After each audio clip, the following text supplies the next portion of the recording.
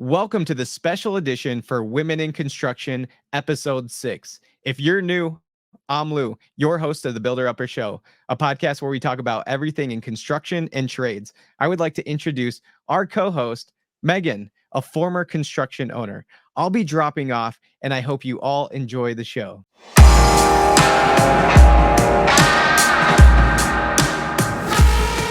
I would like to welcome our guest, Gloria Marie Fuentes, owner of GloJoy, a commercial and residential construction company. Gloria, how are you today? I'm awesome. How are you, Megan? I'm doing great. Thank you so much for asking. Tell me a little bit about your story. What inspired you to be an owner?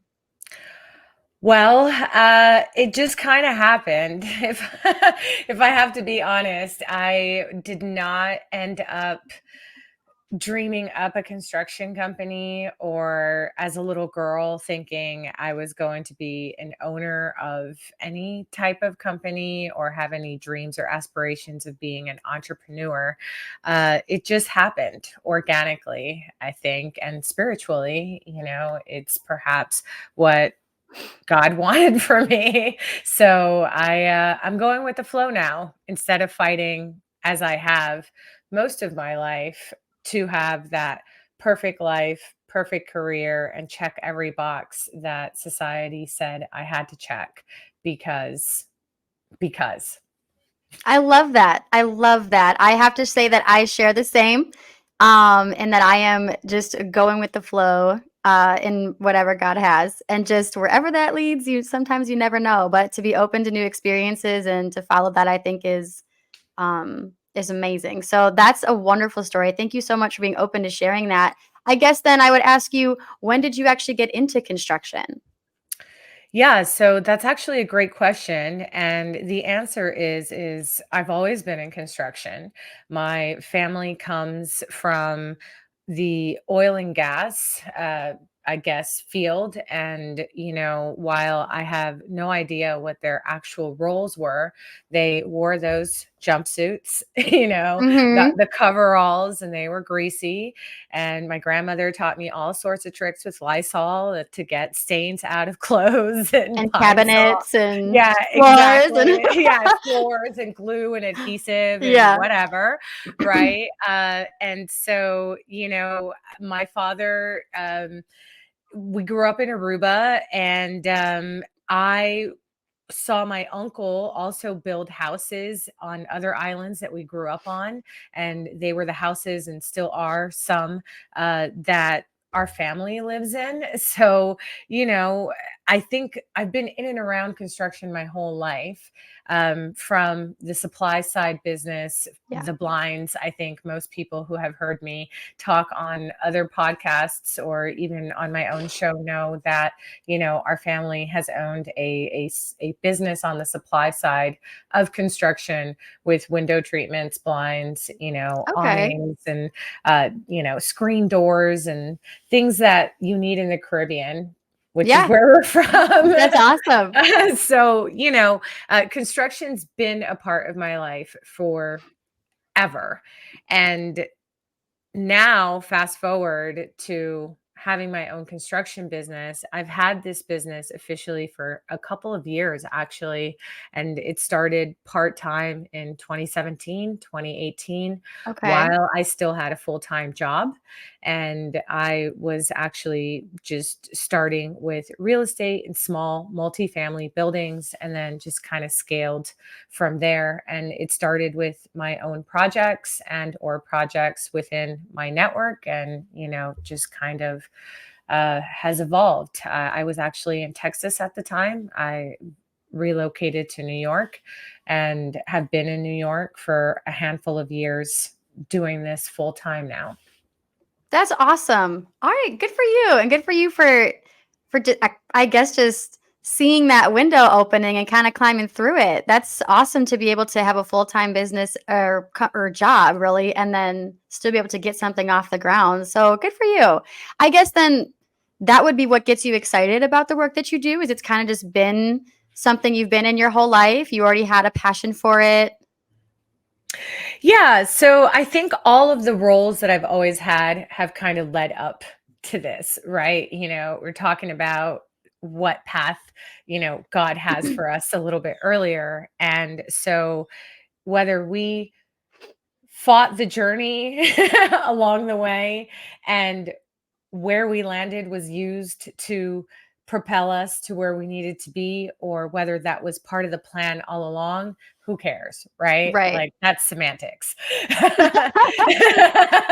I get it. The As long fact as you get is, there, right? As long as you get there. as long as we get there, the fact is that every single role that I've had to date has really led to uh, boots on the ground training Yes. Yep. to be the most amazing construction management company that we could possibly be, because we have a background in finance, we have a background in real estate development, real estate investing, fixing, flipping, whether it's fixing and flipping a 2-family or fixing and flipping, 200 units. Honestly, guys, it's the same thing. And I could talk to an investor about that. You got to make a scope of work list, and we got to work it out. We got to have a budget, and we have Yep. to have a timeline and a schedule. And yes, it's the same thing from a construction management point. And yes, there's a lot more to-dos and a lot more things that we have to check, a lot more insurance and whatever that's involved. But ultimately, the construction process is the same. And Yes. so, having the ability to speak with different languages with my investors, my clientele, and or the businesses that we serve, because we do a lot of work in the retail space, Okay. is really, really helpful. I love that. So then that would lead me to my next question. And it's definitely, in your opinion, what are some of the unique contributions that your company specifically brings to the construction industry? Wow. Okay, that's a that's I an know you interesting mentioned a little bit about like the different languages you speak, and I mean Mhm. that's actually a first for me in interviewing somebody where you said or in talking in different languages or whatever to the people that we serve or the companies that we serve. So I'm actually a little bit intrigued to hear a little bit more about what makes your company truly unique. So, first and foremost, I think that, like you said, this is in my opinion, and it's what sets us apart from other companies. There may be other companies doing things very similar to us that I don't know about. So, I'm not Yeah. saying that we're the only people out here doing things this way. And I will start with that disclaimer, right? Shout Because out to everybody else yeah. doing it with you. Exactly. Woo! So we have learned to embrace technology as a part of our business. In fact, technology plays a huge role in how we run our business, in how we view analytics, in how we make decisions, even down to how I estimate projects. Okay. So, I know that the construction industry has been doing things a certain way for a really long time. And there's a lot of people that pride themselves in that. And woohoo, kudos to you. And we have some of those people on our team. And I think a marriage of how we've been doing things, forever, Yes. okay? And things that have worked and, we know work and serve the industry well need to stick around. And then bringing in fresh ideas and technology to help, propel the industry to, a whole new level and help catapult us to a place where we're not sitting here complaining about jobs that we can't fill. Like, Right. why don't we just figure out how to leverage technology so that we can, with the same amount of people we already have in the Right. construction industry, be able to make do with what we got. Maybe we need to be a little bit more open-minded as an industry. So it's something that I speak about often. Yeah. And when I talk about technology, I'm talking about software, y'all. Like Yeah. I'm not I'm not even talking about a robot out in the field, okay? Because we're not there yet.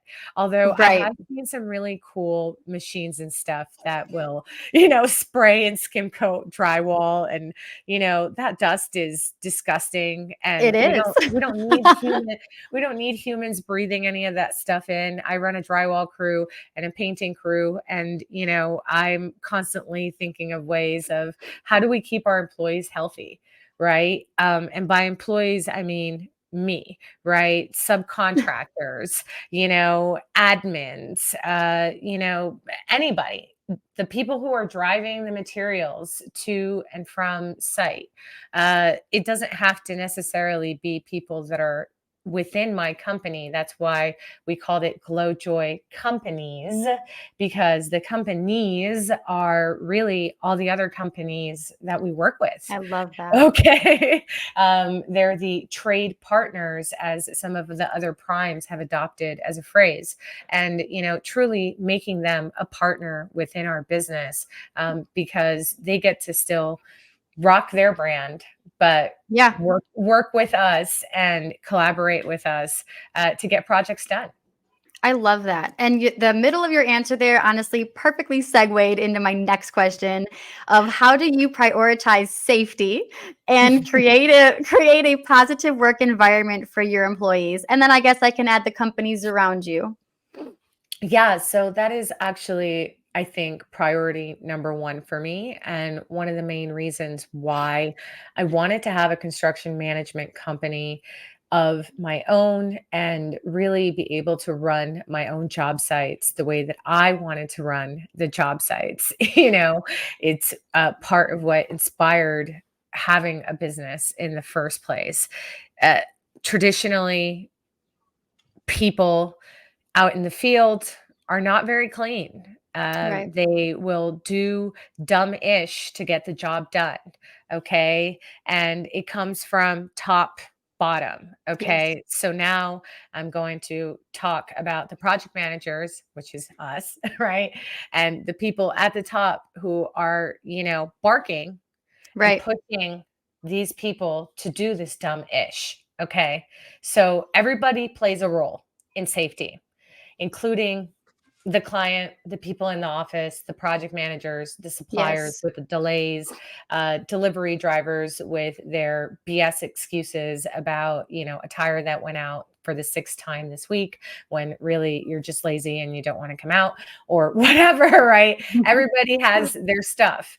And so I say that to say that, collaboration is the key to safety. I agree. Communication is the key to safety, and understanding what is happening with the field, the middle office, and everybody around is how we keep job sites safe. Okay. Okay. For us, nobody on our sites can come on our site without insurance because they're all trade partners and subcontractors. So that's Right. number one. I feel like if people carry their own insurance, then, they hold a better sense of responsibility because they have to pay for that, right? With the insurance, we also have OSHA certified tradesmen and women. That is a requirement by the state of New York. That's not something that we came up with, but really it's a mandate by the state. So everybody on our job sites has their required OSHA training because that's what New York said, and Yep. we don't cut corners, There you right? go. And then the other thing is just having a good, well laid out weekly plan or task plan, Mm-hmm. daily task Yes. plan for the workers out in the field is key, because that way we understand, okay, well, if we have two people scheduled in this area, today, maybe it's not great to have the electrician and the plumber work in the same space on the same day, right? Right. One's going to be on a ladder up here and the other one's going to be right beneath him, doing something else depending on how the job is. So maybe we need to move some things around from a safety perspective, right? But if people don't think that way, or they don't map out their projects that way, then how are they going to know? And then you've got Right. project management or the office barking on, well, why didn't this get done? And then the super is out in the field like, well, Gloria said this had to be checked off, in the project management software by Thursday. But meanwhile, Gloria hasn't been out in the field for 3 weeks. And doesn't know what the field conditions are like. So safety is everybody's job. And that's effectively what I'm trying to say in this super long-winded response. No, I love it. I think that was an amazing response. It comes down to organization and prioritizing, and you did very well to explain that. For me, I would love to know too, if there is anything that you do know today that maybe you didn't know when you started that you wish you would have.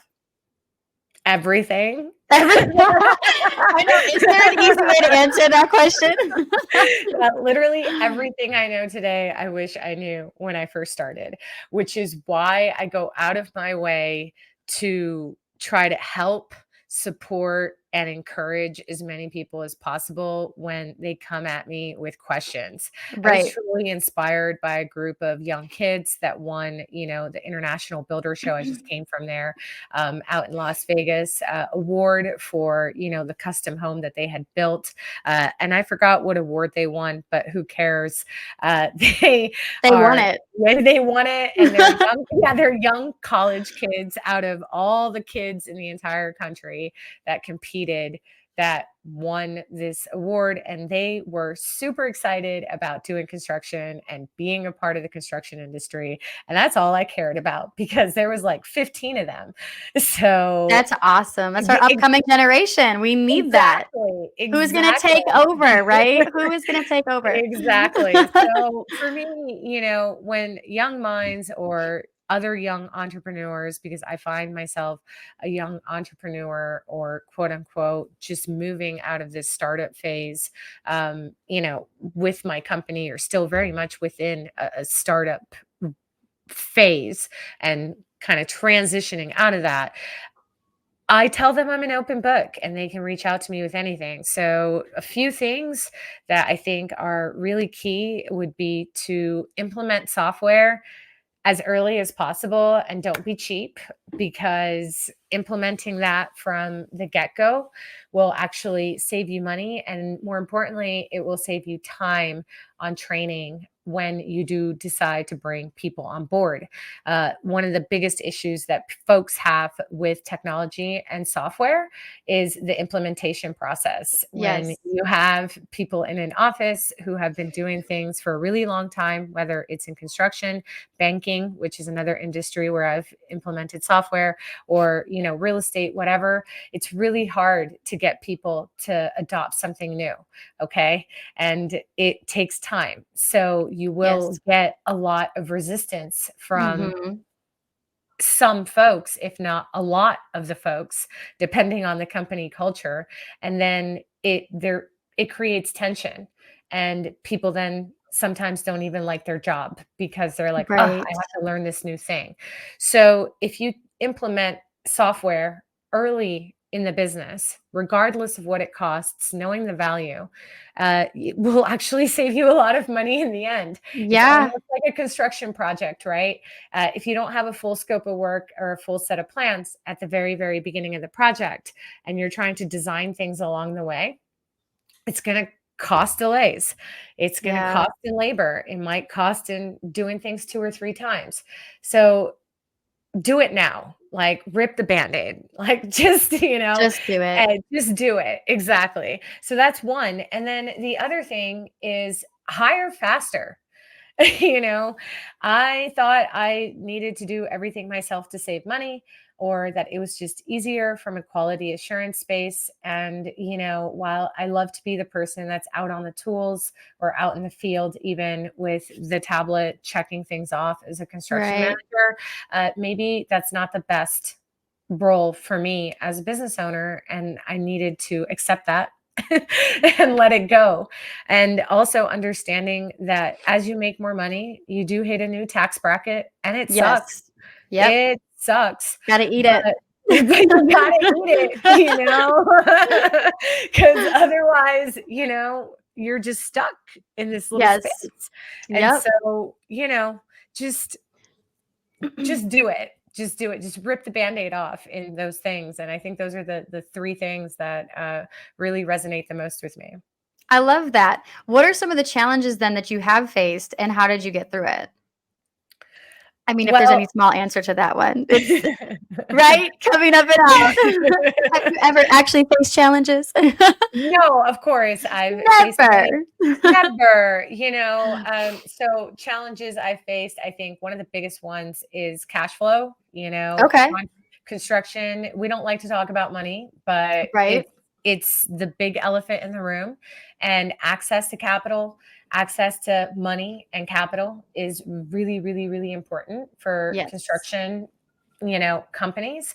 And so we chose construction management versus self-performing because that means that, the cash flow of having to meet payroll, every Friday or every other Friday, or however people, do their payrolls, is not as I don't have that pressure, right? Like, Right, I'm right. paying myself and my subs or vendors, and they're on a net 30, and we can have conversations about whether the client decided to pay their bill or the prime, because some people work for a prime, and, we do too. They'll say net 30, it'll be 60, 70, 80, 90 days for a mom and pop company.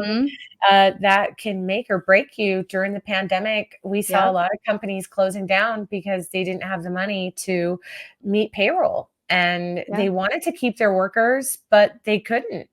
Yep. And, some of those people then turned around and started their own businesses, and good for them, Right. and some just went out of business. And so cash flow, we have not been immune to that. And Mm. we do well, right? But in the very, very early days, I mean, there were days where I Yeah. would like stay up at night being like, oh man, I really hope that check's in the mail tomorrow.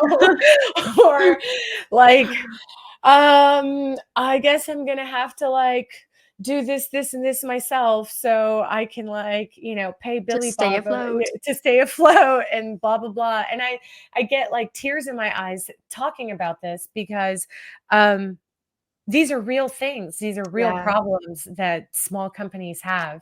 And so I'm very grateful that I don't have that problem anymore. And hiring a coach early on is another thing that I think, people don't talk about. So understanding that it's okay for you not to know everything about business or That's right. accounting or bookkeeping, and or how to estimate jobs. And I think it really boils down to that.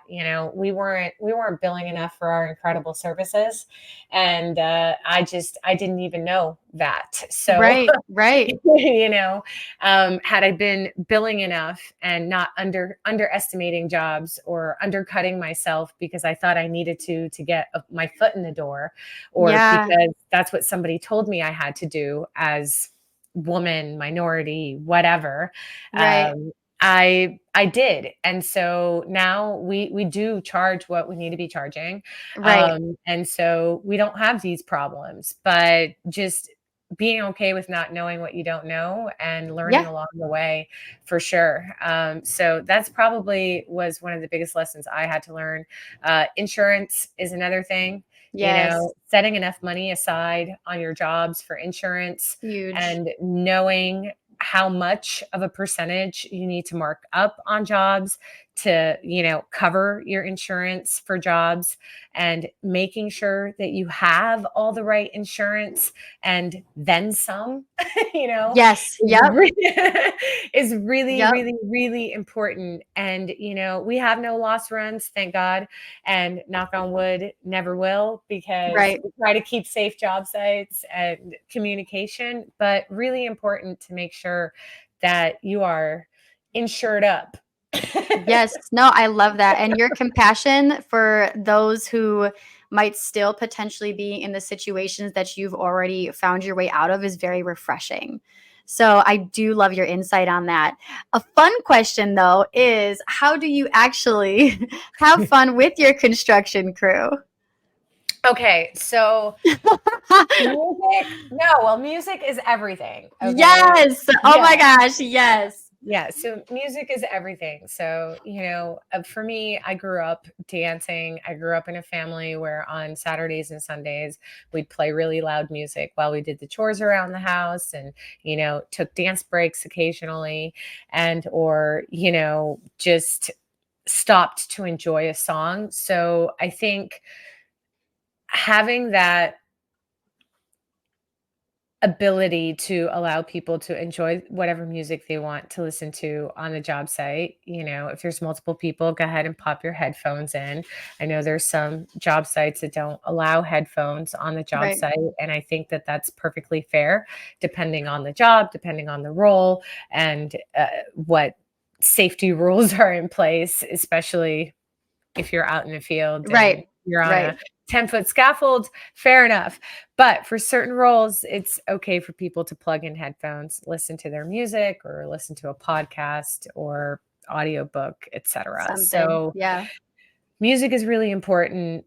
And so I think that that's how we have fun on our job sites is by enjoying good music, but I would also have to having agree. that appreciation for it. Yeah.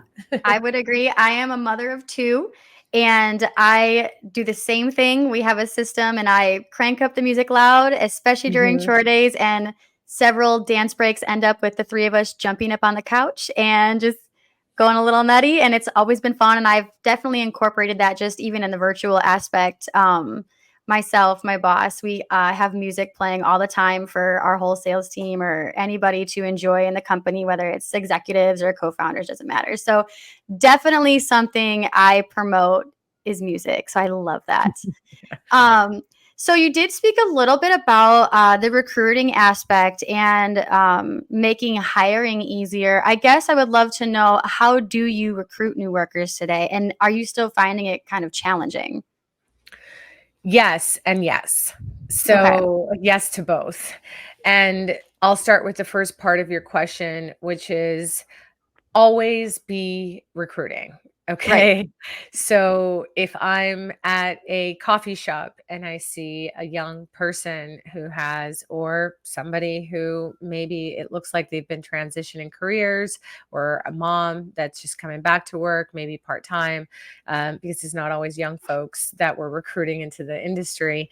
Uh, I will just talk to them and learn what they're passionate about. And anybody that I see doing any type of trade work, I'm always curious as to how they got into that trade or how they got into that job, and talk a little bit about construction and how much money we can make in construction. Yeah. And I think money talks. And so It talks a little bit too much sometimes, but it definitely talks. yeah, I think money talks. And we are in an age right now where the cost of living is expensive. And Mm-hmm. so for a single mom who is working at a retail shop who maybe doesn't appreciate her because it's a big corporate company and isn't paying her Yeah. enough, maybe a job at a construction company is better with a 7 a.m. to 3 p.m. flexible schedule or 2 p.m. schedule, Yeah. or maybe for somebody like myself who went into corporate because that's what I thought I had to do and was told to do, to only later find out that I much rather be out in the field and doing things in construction and going to trade shows and Offering whatever. up your Right. skills, right? Exactly. Yeah. So always be in recruiting mode, and also look at local community programs that you could Okay. partner with and or collaborate with to help hire people from your local community to work with you.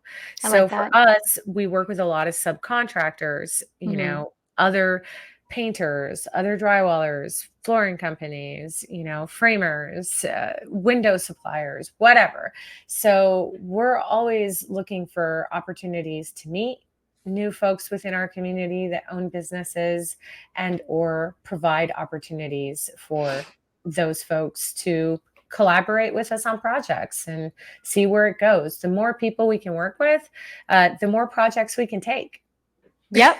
That's Yeah. exactly right. That's exactly right. Awesome. And then I know you were speaking about technology as well, and you gave just a little bit of insight on that. Do you mind kind of diving just a little bit deeper? I don't know how much of it you covered on how you're leveraging technology in your business today.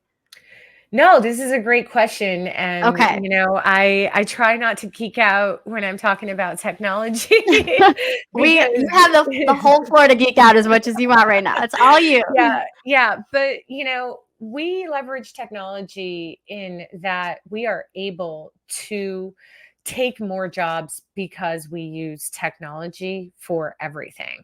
So, Okay. we have a project management software that we use and that we have been using for I think a little bit over a year now, but we had other project management softwares before then and or project management systems before then. That's why, I just say use technology, whatever that means to you. Right. But, I got really sick and tired of having to comb through emails for RFIs, okay, Mhm. to email or text message the architect or engineer for the latest set of plans, okay? And I see your pain, all the pains that people have in a construction Yes. project when we're trying to get things done and move the needle quickly. Yes. So, having come from a background in real estate as well as banking, where we utilize ERP systems, Mhm. to run the business because we're Yep. talking about large corporations with, thousands of people, not hundreds, not, 20 or 10 Right. or even Right. 5 like us, right? Uh, they're using these systems. So when I was thinking of, I want to be a big company without being a big company, and how could I Yeah. do that? Trying to find a good ERP type system within the construction industry was really important to me. Yes. And unfortunately, it doesn't exist still. And we've found one that's pretty close and has some awesome integrations. And so we're sticking with that one and, also using other solutions for, you know, HR or for bookkeeping Right. or, other things that are not within this platform, and I'm being Right. really careful to be, like, brand agnostic here. You You're doing know? amazing. Yeah. You're doing really good. But but, we recognize that it saves us so much time if we can upload a set of Mhm. plans to a piece of software that's gonna help us measure out the linear footage or the area Yep. or square footage of a project versus taking the plans, sending them to print, highlighting everything, bubbling it up, checking the scales, or doing it on a TV or computer, right? Like that's just, I mean, it's great because we need to learn and know how to do it this way, but there's programs that do this stuff for us now, guys. Yes. Yep.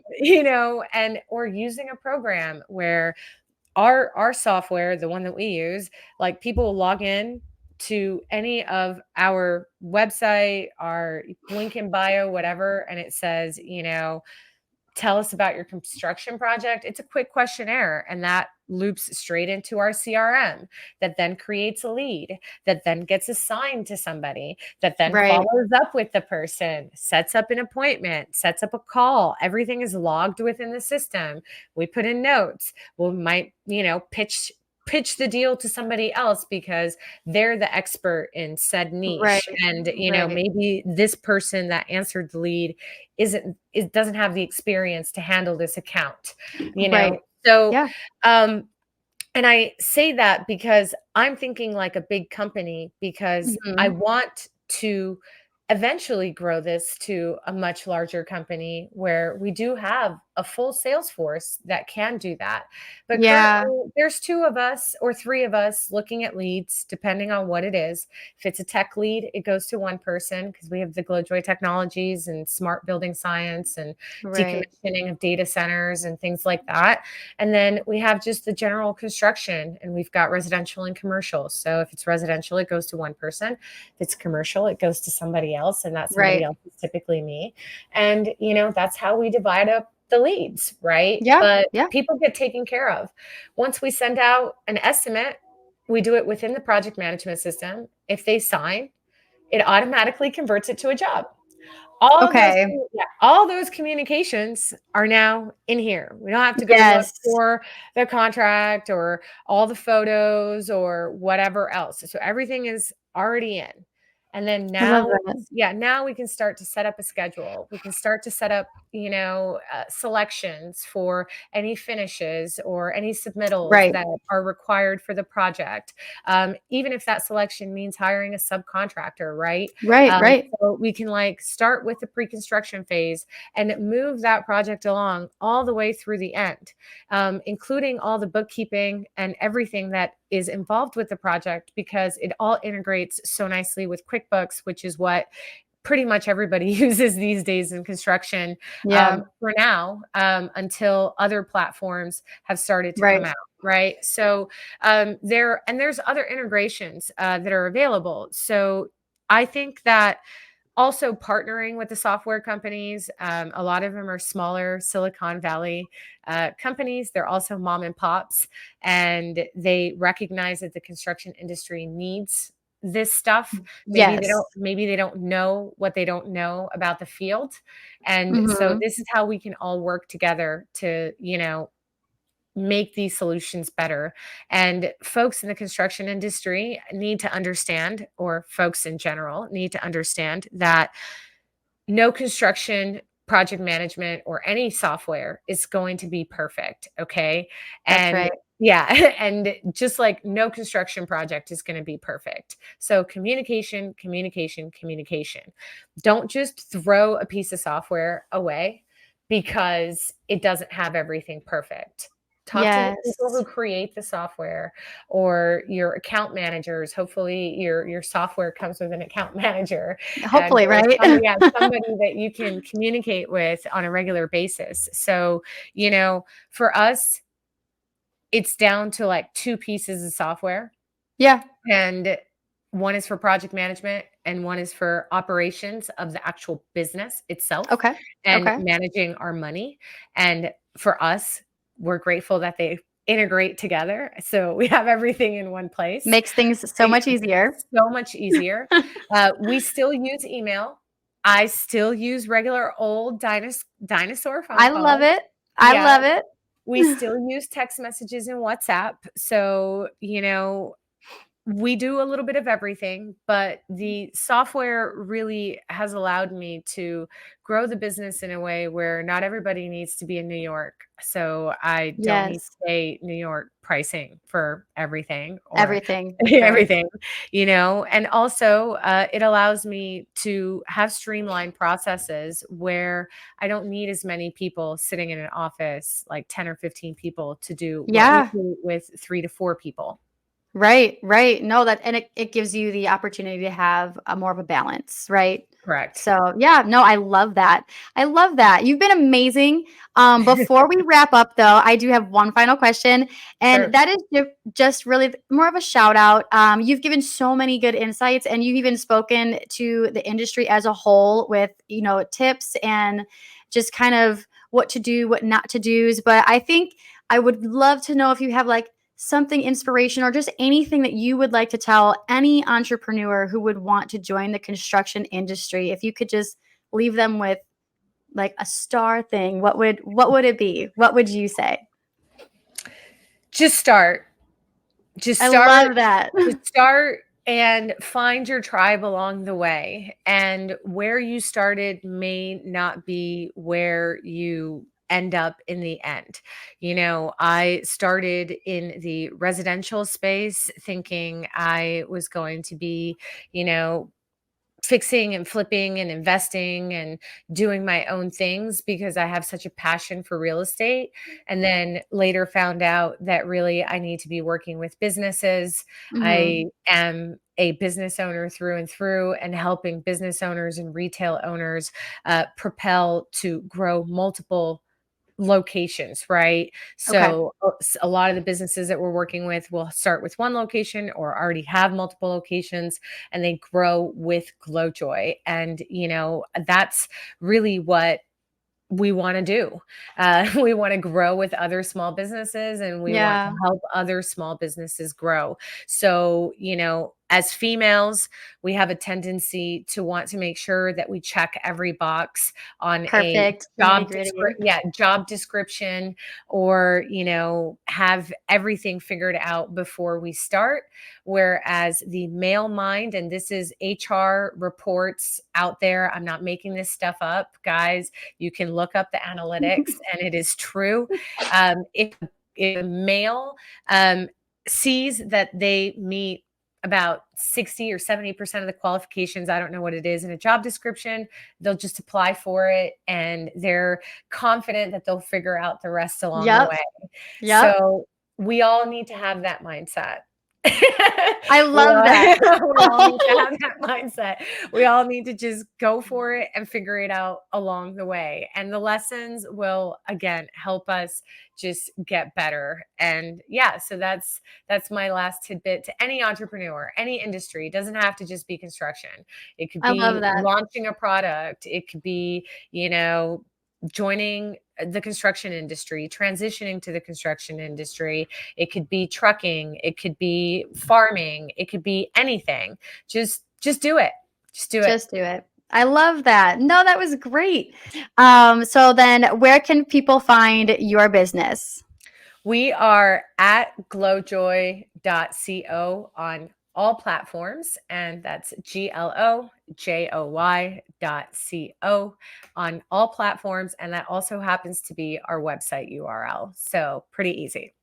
Perfect. Well, thank you, Gloria, so much for being a guest on the show. Please, everyone, like, subscribe, comment, and share the Builder Upper Show with anyone in the construction industry, and we will see you next time.